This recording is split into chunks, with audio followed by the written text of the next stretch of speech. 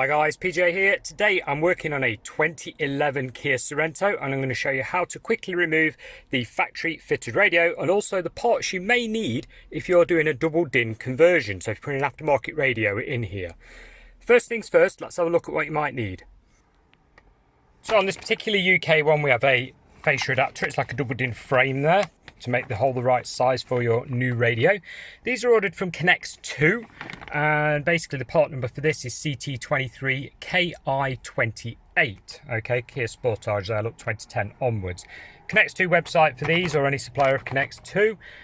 Then we have, this is the cable for steering controls to make steering controls work on your aftermarket radios. An interface here, look, there's your cable in.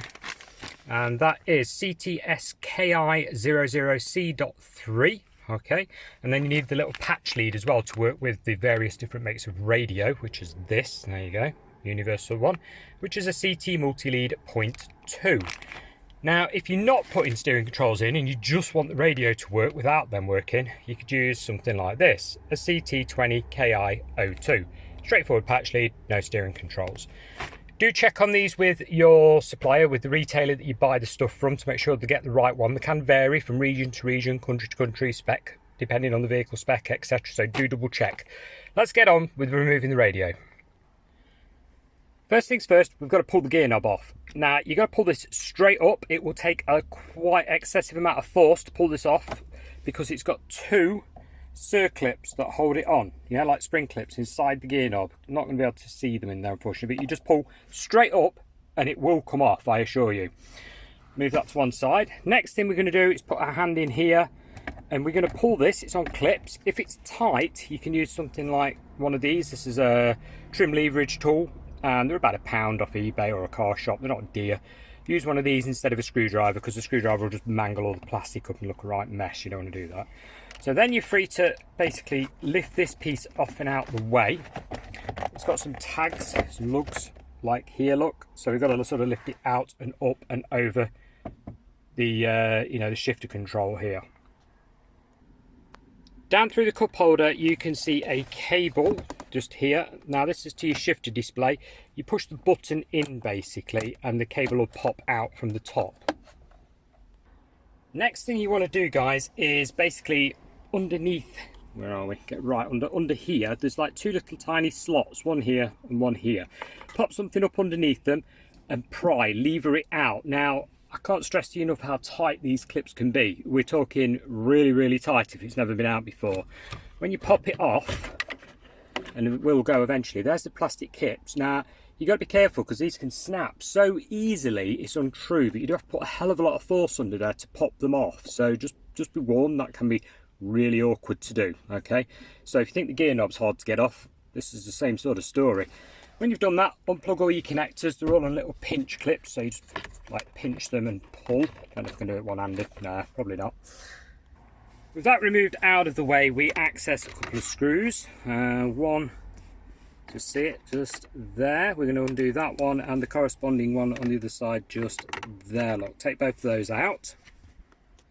With both screws out, you're then free to basically grab hold of it and pull, yeah, just unclip. Now go along it, yeah, with your fingers all the way up until it removes.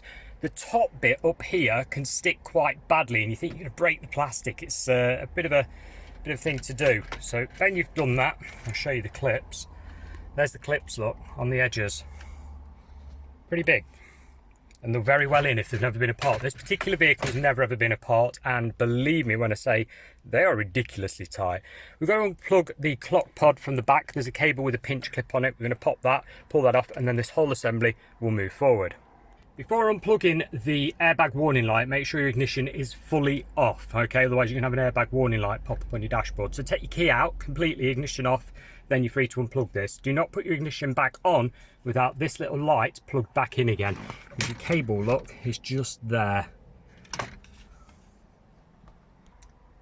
With that finally removed, we get to the mounting screws. Now we have one here, one here. Basically, you're going to remove all the mounting screws for the system and pull it forwards. With all the screws removed, down the sides here. Highly recommend you put something over the steel that's sticking up here, because the back of this radio is steel and it's very, very heavy, so you don't want to scratch anything taking it out. So sort of cover everything over, put some cardboard or something, anything like that is a sort of good idea. You then grab the radio, give it a wiggle. It's a big old beast. There you go. Support it on the back. There's your clips. All you do is squeeze the tabs and pull to remove them.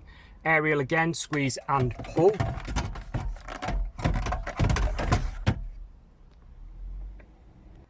And there it is, guys. That's how you remove the radio on one of these Kia Sorentos. There's the back of the radio with all the pins and everything.